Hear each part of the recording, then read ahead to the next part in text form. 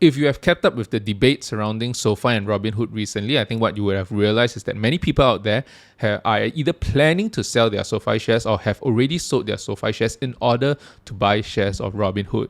Now, if you are someone who are perhaps thinking about opening a position in either one of these companies, or perhaps you even own SOFI shares right now and you're wondering whether or not there's any merit to some of these arguments out there and whether or not you should be selling your shares in order to buy Robinhood, then this video is for you. And in this video, we're going to tackle some of the arguments around SOFI and Robinhood to understand which of these two companies has the greatest potential to become the one-stop shop for all our financial services need. But as always, potential is a dangerous word, so let's dive in. So I want to start by comparing Robinhood Gold as well as SOFI Plus. So this is basically, a subscription service that both of these companies offer to their members in order for them to get better rates and get more value out of each individual platform.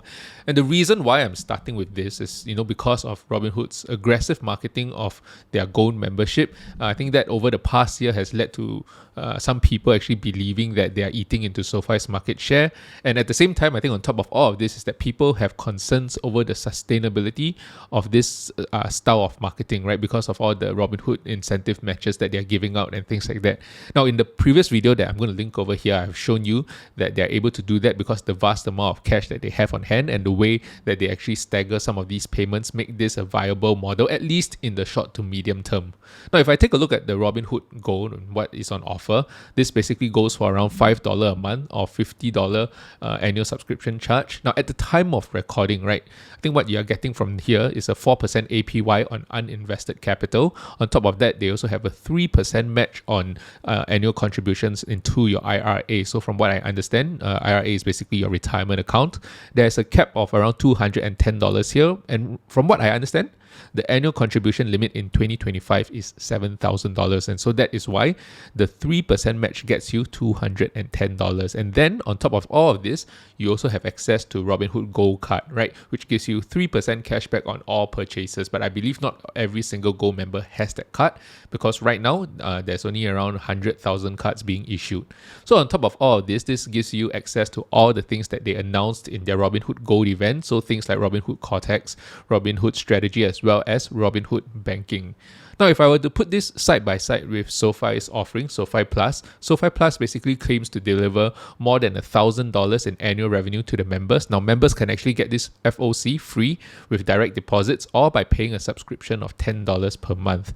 Now, what this entails is a 3.8% APY on your savings account, as well as a 1% match on recurring invest deposits. Again, recurring invest deposits. So the caveat here, like I said, this is being paid in rewards points, but this is where you can very clearly see the difference in terms of the company's mission, right? SOFI are rewarding users for building a good financial habit, right? If you actually have a recurring deposit into your SOFI Invest account, we will reward you for that. However, Robinhood basically rewards users for just the sheer amount of money that they're bringing onto the platform.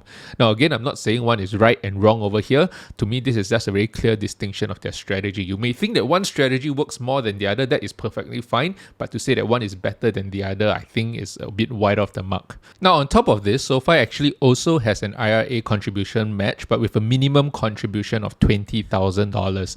Now, they do a 1% match, so a 1% match on $20,000 would be an extra $200. Now, again, I think this reflects the difference in strategy between the two companies because both of them are actually paying more or less the same amount of money in order to get a customer onto their retirement accounts. But Robinhood is paying $210 to get a customer with a minimum deposit of $7,000, and SOFI is paying $200 for a minimum deposit of $20,000. Now, again, you can argue about the difference in quality of customers if you're on SOFI side or if you're on Robinhood side. You can also make the argument that if someone deposits $7,000, it doesn't mean that they got no money to spend on the other products that Robinhood have to offer.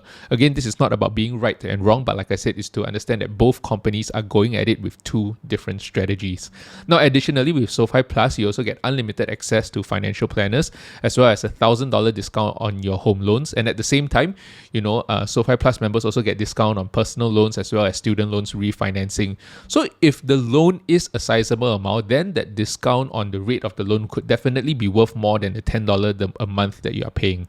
And I've seen, people online, SOFI investors and HOOD investors, both trying to defend their companies and argue about which is better. I think this is a complete and utter waste of time because I don't think about better. I think that they're both different. So right now, Robinhood is giving the better APY, and the argument is, why would someone go with SOFI if Robinhood is giving a better APY? Well, very simply, because Robinhood cannot give out loans. And even if they eventually do, because they work through a third-party bank, I think Coastal Community Bank, they don't have control over the rates. But because SOFI has a banking charter, I think what this means is that they have a little bit more control over the rates. And so when they offer preferential rates to SOFI Plus members, I think what happens is that this makes the entire offering pretty attractive for a certain group within the population. So if I think about it, why would someone actually choose to put their money in a SOFI account with a 3.8% APY if you can do the same in Robinhood with a 4% APY? And to me, the answer is pretty straightforward. That is because SOFI's preferential rates for the loans that you are taking out saves you more money than the extra 0.2% that Robinhood is giving you on uninvested cash. And so if you think about it, perhaps for the demographics who are a little bit younger, they don't have any large financial commitments at the moment, then Robinhood may, be a better fit for them. But for the rest of us who have loans, home loans, student loans to refinance and all that, SOFI might become the better option. And so to me, I don't really see this as which company is better or worse, but a difference in strategy. Okay, so right now, I really want to take the opportunity to bring up this point that I really couldn't find the right place in the rest of the video to talk about this. So I thought, you know what, I might as well just do it here. I think SOFI investors, sometimes we really do need to stop grasping at straws, right? And I say this from a position of being someone who used to think this way. Every single time over the last 12 to 18 months, whenever I see Robinhood do something that I wish SOFI was doing, I used to tell myself that, you know what, the silver lining is that Robinhood is building all these things on top of Galileo, and because of that, ultimately SOFI benefits as well. But I think if you take a look at the numbers, this actually isn't true, because in the last 12 to 18 months, Robinhood has been executing and SOFI's tech platform numbers has stayed flat during this period of time as well. So this is not a benefit for SOFI's tech platform. The only good thing to come out of this is that Robinhood has already shown us what is possible for SOFI to achieve, and now the ball is in SOFI's court and it's time for them to execute. So to me, I think the reason why Robinhood has gained all this attention and SOFI has become so hated is down to this one word: communication. You see, Robinhood's marketing style is more front-footed. They are a lot more engaging, and they go out and they seize the narrative and they try and control the narrative around the company. Whereas Anthony Noto, on the other hand, he comes across as a more matter-of-fact kind of guy with the occasional quirky tweet about fresh horses and things like that. So if you ask me, personally, I'm someone that prefers Robinhood's style of marketing over SOFI, because SOFI's style is more of the, I'm going to let my actions speak for themselves. But the thing is, until that point in time, people are going to misjudge you. So however, with that said, I do have to acknowledge the fact that before I did this deep dive into Robinhood, they actually seem a lot more impressive than after I looked at the numbers. And it's not that the numbers are not impressive, but I think the reactions online gave me an impression of the type of company I'm going to find. And then when I look at the numbers, I do feel like some of the reactions are a little bit over-exaggerated. So one such example is the Gold card. Everybody was telling me, this Gold card is going to cannibalize SOFI's market. And I think to a large extent, I agree with that argument, right? That they are competing in the same credit card space. And the fact of the matter is that the Gold card giving a 3% cashback on all categories is better than SOFI's 2.2% cashback. But if you take a deep dive into the numbers, what you will realize is, although they have a wait list of 1 million members, if I'm not mistaken, Robinhood has a wait list of around 1 million members for the Gold card, they have only issued out about 100,000 cards to date. And they only plan to at most reach 200,000 by the end of the year. Now, in contrast, SOFI has already issued out nearly 300,000 credit cards, and they plan to continue to do so for the rest of 2025. Now, why am I bringing this across? Because I think the impression that people are giving, or at least on the internet when you read about these things, is that Robinhood is completely cannibalizing their credit card market. But what we are actually seeing, in actual fact, in terms of the data, is that both companies are actually exercising prudence when expanding this segment of their business because of the risk factors that are involved. Because when it comes to credit card underwriting and some of these financial products, I think at the end of the day, you are just constrained by regulation and you're just constrained by basic unit economics, right? If you serve a customer within a certain credit box, you might have better underwriting, and so because of that, your default rates are slightly lower than the market average. But no matter what, you can't run away from the market average. Yeah, slightly lower, but not too much lower as well. So it has to work within a certain framework as well. And so because of that, I think we are seeing both companies exercise prudence. And so you can't say SOFI is slow in expanding their credit card markets, because the same can be observed in Robinhood. It's just that, like I said earlier, Robinhood is controlling the narrative around their product launches, and it makes it seem, and especially the waitlist, it generates a lot of excitement for their credit card. And so I think this is where they're actually doing much better than SOFI. But what I do have to agree is that Robinhood's aggressive marketing means that they're getting their product, the app, into the hands of more consumers, and they're taking the consumer along for the ride as well. Whereas SOFI tends to want to launch a more finished product, and until then, they're quite hush-hush about the progress towards launching that product. And so to me, I think as a consumer, I think the whole experience of seeing a product evolve over time in the app in my phone is actually marketing for the company, and it builds that kind of brand relationship as well. But realistically, I want to dive in and talk about the specific numbers and to compare how each of these companies are faring. So if you take a look over here, what you are going to see is that the customer acquisition cost for Robinhood varies within a fairly large range of around $130 all the way up to $590. Now, at the same time, if you take a look at the revenue generated per Robinhood member, now this has been hovering around the $20 range in the last couple of quarters and only spiking up to $40 in the fourth quarter of 2024. Now, I believe this is in large part down to the launch of Robinhood Legends as well as crypto. This brought a whole bunch of new members onto Robinhood's platform, and because of that, that lowers down the customer acquisition cost. And so when you lower the customer acquisition cost and then you double the revenue generated per member, this is what you get. Therefore, I'm not sure if this sudden spike can be replicated moving forward, especially if we enter a more uncertain macro environment. But I guess what this also means is that the payback period for Robinhood varies greatly. I think you can see over here that we have quarters like in the third quarter of 2022 where there was no member growth, and yet because marketing was spent, there's a little bit of a mismatch over here where there was no member growth and yet they still spend on marketing. So it looks like they overspend on marketing. And with revenue per accounts in the $20 range throughout that period, the payback period actually varied a fairly large amount between 2 to 5 years. Now, it's only in the fourth quarter, like I said, with the spike of revenue per member to $40, this basically reduced the number down to 0.65, which is around half a year in terms of the payback period. But again, that is down to a one-time spike in terms of member growth as well as product launches, which might not again be replicated moving forward. So I wouldn't be too surprised if we see a reversion to the mean. So I've tried measuring this metric for Robinhood in terms of the revenue per active member as well as revenue per account, and I guess you come to more or less the same conclusion, right? Much higher payback period when this was in the $20 range and a lower payback period in the $40 range. And I think one explanation for why this metric looks so bad is because of the way that Robinhood approaches marketing. I think generally you have to understand that businesses try to optimize this metric where you have a payback period of less than a year to ensure that marketing spend is consistent and marketing spend is efficient. You're getting basically the most out of every single dollar that you put into marketing.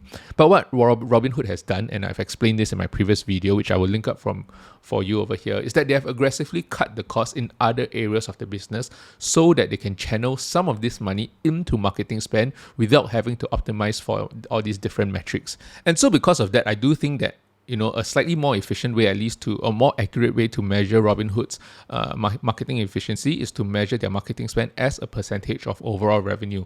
So at least what this tells me is that there is a correlation between an increase in marketing spend as well as an increase in revenue. If I can spend more marketing and then at the same time generate more revenue, then at least I would say that it's a good amount of marketing spend. And so because of that, if you take a look at the numbers over here, what you can see is that the marketing spend as a percentage of Robinhood's overall revenue has been rather consistent in the 8 to 10% range, which means that they can continue to do this in the short to medium term, right? Ramp up on marketing spend while aggressively cutting costs in other areas and not having to, optimize their business for all the payback periods and things like that, because their focus right now is on driving growth and customer adoption and not optimizing all these business metrics, which is why I mentioned earlier they're operating, with a startup mentality. And if you compare this with SOFI, SOFI actually runs on a completely different model. Now, SOFI has a more structured, very predictable business model where the lowest customer acquisition cost for SOFI is around $280 and the highest being around $400. So the average for the whole year, if you take a look at the graph over here, is between $310 to $320. However, because of the demographics that SOFI tends to serve, you can see that each SOFI member generates a much higher revenue per member for SOFI in the $70 range. And so if you take a look at the payback period, this is where it differs greatly from Robinhood's numbers. You can see that SOFI's payback period has been consistently around 1 year, slightly under a year, at least over the last 12 quarters, which is pretty impressive. So the way that I look at this is that this is a complete contrast in terms of marketing strategy. Robinhood is aggressively cutting costs in other areas so that they can overspend on marketing and they don't have to optimize their marketing spend for efficiency, whereas SOFI is taking a more disciplined approach in every aspect of their business. Now, if you haven't realized by now, there's a really, really distinct reason for this difference in marketing strategy, and one number basically explains this whole difference in approach, and that is the revenue per member. You see, if the average Robinhood member generates $30 of revenue per quarter for the company, and the average SOFI member generates $70 of revenue for the company, then it stands to reason that every 2.5 Robinhood member will generate the same amount of revenue for the company as one SOFI member. And because of that, in order to maintain revenue growth, Robinhood has to aggressively drive member adoption as well as member growth. And so, of course, I believe there will come a time in Robinhood's entire business cycle where they will have to slow down in terms of customer acquisition and focus on cross-selling their existing members, but this is not the time, right? I think because at the same time, if you take a look at their product offering, not every single product is fully built out, and because of that, they do not have the ability to basically cross-sell to their existing members. Now, SOFI, on the other hand, is in a completely different situation where they may not release products as quickly as Robinhood, but because every single one of their product is more or less fully built out, they have the ability to cross-sell their existing members. So they have more than one lever to pull in order to generate revenue growth. So that is why they do not have to be as aggressive in terms of acquiring new customers. But the caveat over here is that ultimately, if SOFI have ambitions to become the one-stop shop for all our financial services need, whether or not moderating, customer growth just because they are able to hit their revenue growth target is the correct strategy, because they might be shortchanging themselves by giving Robinhood a head start in terms of acquiring market share. Now, nobody knows for sure what is going to happen over here and which strategy will ultimately play out, and perhaps that is a case where both of these companies can become winners, and that is why anybody claims to know what is going to happen based on what we are seeing today is ultimately, in my opinion, spouting nonsense. Now, this is where I say SOFI shareholders really have to pick a side. I think we're really fickle-minded people, SOFI shareholders. You see, before the Robinhood Gold event, if you ask a typical SOFI shareholder, they will say that maybe it's a good thing that we don't have a banking charter, right? Because many institutions tend to value us as a bank because of the banking charter. But SOFI is so much more than that, right? And we don't have a tech multiple because of the banking charter. So they'll say that we're okay if we don't have a banking charter. However, suddenly when Robinhood announced that they are going into banking, a lot of these people suddenly flipped their script and said that, hey, you know what? It's actually good that we have a banking charter. We have a full stack bank, and it's not like Robinhood. Robinhood is only offering you parts of the banking services and things like that. They're not a real bank. And so suddenly a lot of people became okay with SOFI being a bank all of a sudden because Robinhood announced banking. And so that's what I mean by, sometimes you got to pick a side. And to me, what this shows is that ultimately, in every decision in terms of business, we just have to be objective. There's always good and there's always bad. There's pros and cons in either way, right? So the pros to me of having a banking charter, it allows SOFI to it allows SOFI to provide lending services directly, which means that they have complete control over their finances, over the interest rates and things like that. And they're also able to hold loans on their balance sheet for a longer period of time. And that was particularly useful for SOFI over the last couple of years. However, that also comes with the downside of, stringent banking regulations as well as capital requirements. And at the same time, yes, you can make the argument that because of this banking charter, institutions are valuing SOFI as just a bank. And then there's this whole debate on whether or not it should be valued at tangible book value, which we know now that the answer is no. Okay, but however, I think the fact of the matter is that we have to understand that Robinhood can also get into this thing called embedded finance, embedded lending, which is part of this bigger framework called embedded finance. And so what this is, if you think about it, it's like if you're on a retail website, you go to checkout, it basically provides you with a financing option without you having to ever leave the platform. And so what this means is that, Robinhood can offer you a loan from a third-party bank, and I believe their third-party bank is Coastal Community Bank, which they are partnered with, without you having to leave the Robinhood platform. So to the user, you feel like you're taking a loan for Robinhood, but actually someone else is financing the deal. So this arrangement, the pros of this arrangement is that it basically offers Robinhood a greater sense of flexibility and less stringent regulations. Now, but at the same time, a lot of these arrangements require Robinhood to share the profit with their partner banks, and at the same time, they have less control over the interest rate, which may ultimately affect their profitability. And I think the constant theme I want to bring across when I'm talking about these two companies over here is that I don't think it's a matter of good and bad. This company is better or that company is better at the moment, right? At the moment. I think in the long run, you can make that decision. But now, based on where we are at the moment, I think it's not a definitive which company is better or worse, but both companies have different strategies and both of them are executing at a high level according to their strategies. Now, you can decide that you prefer one company's strategy over another, but it doesn't discount the other company's strategy and make it a bad company right now, at least for now, okay? I think we have to acknowledge the fact that, Robinhood is shipping out products at a much faster pace than SOFI. Now, even the most die-hard, irrational SOFI investors cannot deny that fact. But I think, at least to me, that speaks more to strategy than ability. And what I'm trying to say is that because SOFI launches products at a slower pace doesn't make them an inherently worse company than Robinhood. They are just executing against a different strategy. Now, when you break down the numbers, what you actually find is that these two companies are actually not too far apart. Is that there was a point where Robinhood was actually behind SOFI. They were seen as just a brokerage competing with one of SOFI's products, which is SOFI Invest, and because of that, they were not seen as a threat to SOFI. But because of how fast they have executed in the last 12 to 18 months, I would say that right now, they are on par with SOFI, perhaps slightly above SOFI in the perception of some people. But at the moment, their products haven't been fully built out yet. And so because of that, many people are still dismissing them, saying that, they are not going to be able to compete with SOFI because their products are not fully built out and things like that. And I think that's actually an unwise decision.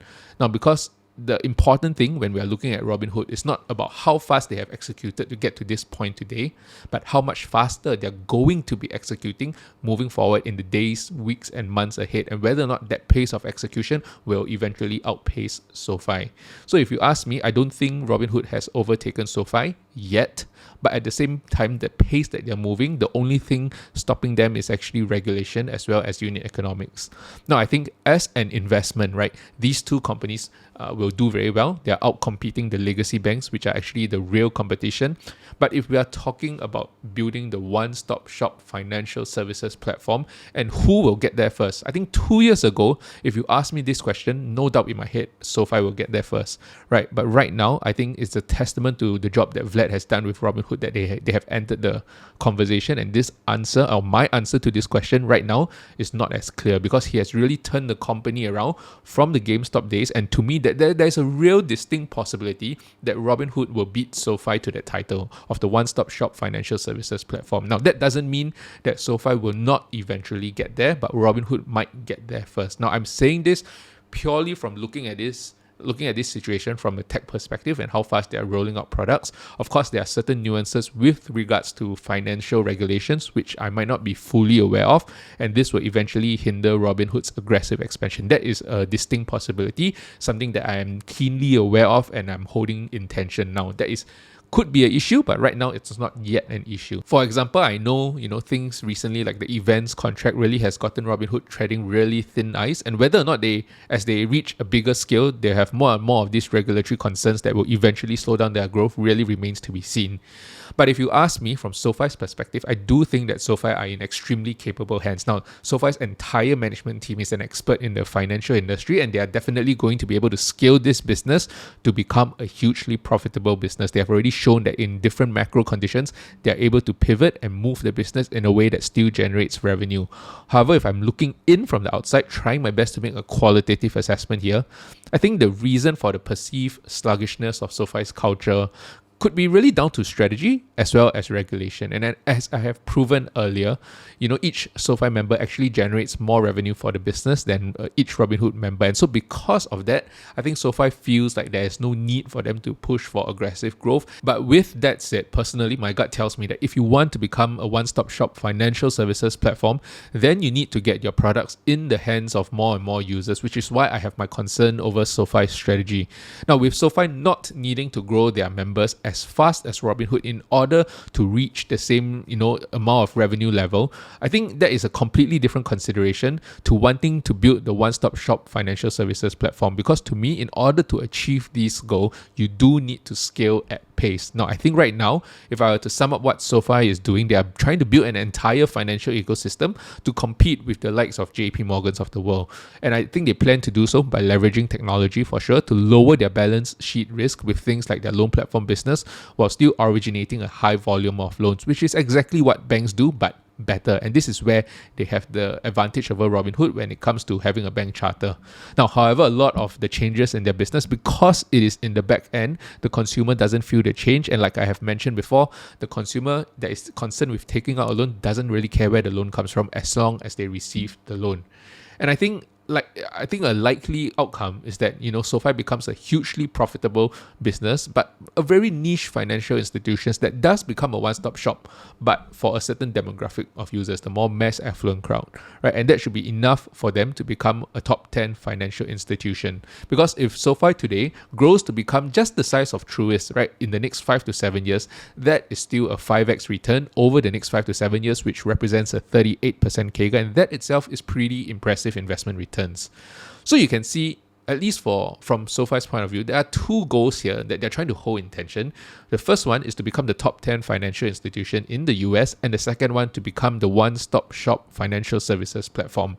And the way that I'm thinking about this is that when you become the one-stop shop financial services platform, you are definitely one of the top 10 financial institutions in the US. However, for you to become the top 10 financial institutions in the US, you do not have to become a one-stop shop financial services platform. And the proof is that there are companies right now in the top 10 who are not considered one-stop shop.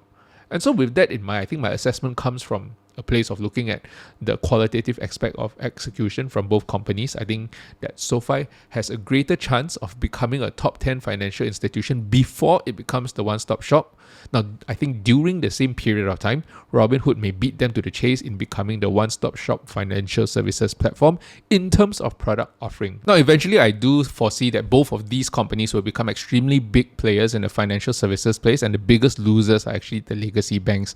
And to me, this financial services market is a huge market, so it's not necessarily winner takes all. Now, it could very well be winner takes most, and right now, Robinhood has their product in the hands of more users, and I'm not just talking about the US. Right, if you listen to Robinhood's management's commentary, Robinhood has been consistently talking about global expansion, which is exciting.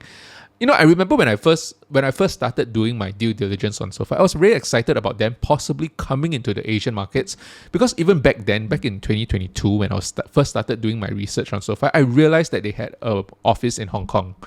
However, Robinhood has since beaten them to the chase, and they have announced that they're coming to Singapore in the latter half of 2025. And that is the difference between the two companies, right? SOFI doesn't need global expansion to become a top 10 financial institution, but Robinhood needs global expansion in order for them to democratize finance. And the difference in focus informs their different strategy. And honestly, from a consumer perspective, since Robinhood is going to be first to market in Singapore, I'm likely going to be moving most of my assets over to their platform. And even if SOFI comes in later, unless their offering is so much more compelling than what Robinhood has, otherwise, unfortunately, they will just become my secondary platform. And so as I was editing, I realized the audio from this entire section has been cut off, and that's why I'm, dressed differently, having to re-record this. But basically what this whole section is about tying everything together and to help you understand, the nuances and valuations for both of these companies. You see, at the end of the day, I think the important thing to remember is that both of these companies can be successful at the same time.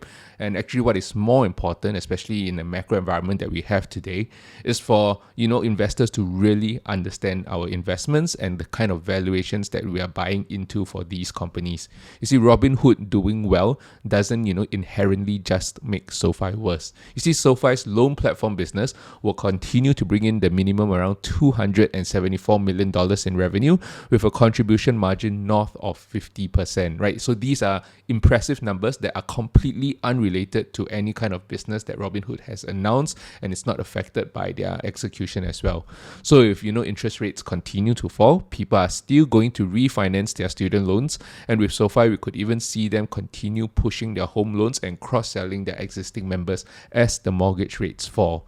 Now, one thing that, like I mentioned earlier on in the video, that I do disagree is that, SOFI's tech platform somehow benefiting from Robinhood's execution.